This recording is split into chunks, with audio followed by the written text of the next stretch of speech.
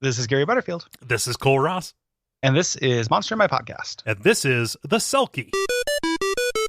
There's a monster in my podcast. This thing's fucking weird. Beat it off with a Selkie stick. It is. Look at its weird little butt, man. I can't handle this thing's tiny butt. Hey, what's between those legs? I don't know, but like, there's lots of implication that like I'd want to know. Like, whoever wrote this is a big fan of these things. And, like, they certainly are. And so, going to Wikipedia, this is a thing. It's not in my Borges book, but like it is something from like Celtic myth. You know, like the Ketsith or whatever. It's like they're one of their versions of mermaids, right? You know, so it's a fairly fleshed out kind of thing. So they would have taken that and, you know, made it into a monster, right? But yeah, these are shape-shifting seals that even in their seal form have some human aspect, namely webbed hands that are just like regular ass hands, and then, you know, legs instead of the joint tail. Yeah. Two legs and something between those legs. Yep. Something in that butt. And it's me up in it. They turn into humans, go on shore to get information or treasures, you know, or whatever. And they're always like strikingly beautiful. Yeah. And weirdly enough, like it's very unlike the Monsters Manual to not answer the question of what happens if you fuck one. Don't you think that, like, didn't you expect that? Like, you know, they reproduce by like going on land and seducing sailors, or like, you know, half human, half Selkie hybrids are impossible or something, you know, some kind of line about like, you spend all this time like building up like how much it's like, listen, if the seal turns into a person to try to get like give you a pearl in exchange for a map, like you are going to get tight front and you're going to want it, you know? Yeah, like you're going to like trip and stumble and then boom inside. Like it's just going to happen, you know? You know, you're going to try to seduce it. You know, you're going to want to like just like, it's going to be like, you know, excuse me, human, would you trade this pearl for the location of the underwater necromancer? And your only response is going to be like, what kind of band you like? You like Seal? You know? Sorry, I'm going to call a foul. That's a yellow card on Butterfield.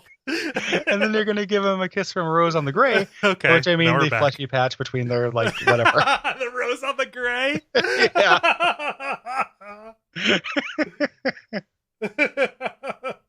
It's what it's like if you get a little crazy, you know? Yeah. So it's funny, like the contrast, because I don't think of seals as being particularly, let's say, beautiful or graceful creatures. No.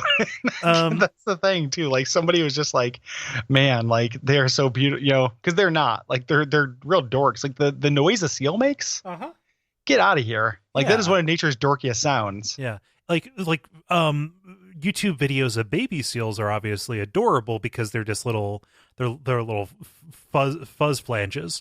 But then like watching a grown-up seal try to move on land, I understand they're graceful in water. That's not motility. That's not anything that they're doing. No, it's how I like move around on the bed. Like if I like am sick or something and like I left my water on the other, you know, the other nightstand, like, you know, that's very much a thing that you do. And they're very similar to sea lions again.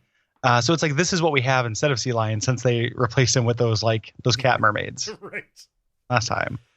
And they're very similar to walruses. Like this whole family of like weird sea dogs is very funny to me because they run a real gamut. Like, of like the seal, which is not very graceful, but by far the most graceful and beautiful. So I guess like judging on a curve. Yeah.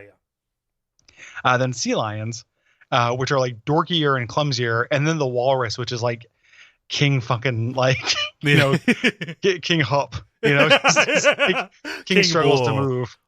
You know, Gary, look who's coming. Guess who you forgot? I'm a manatee. Get on a high-speed train. Yeah, there's manatees. Like we totally forgot about manatees. Yeah, like that whole family. There's just like a gamut of like, you know, shades of how graceful you can be. And then I guess like culminating with the apex graceful, the Selkie. Yeah, the Selkie, and even then they have to basically become human. And I love the phrasing for this. They lobby to they lobby heavily whenever local overworld or environmental issues threaten Selkie existence. That's very funny. So, like there is like a Selkie lobby to like Farron's Congress.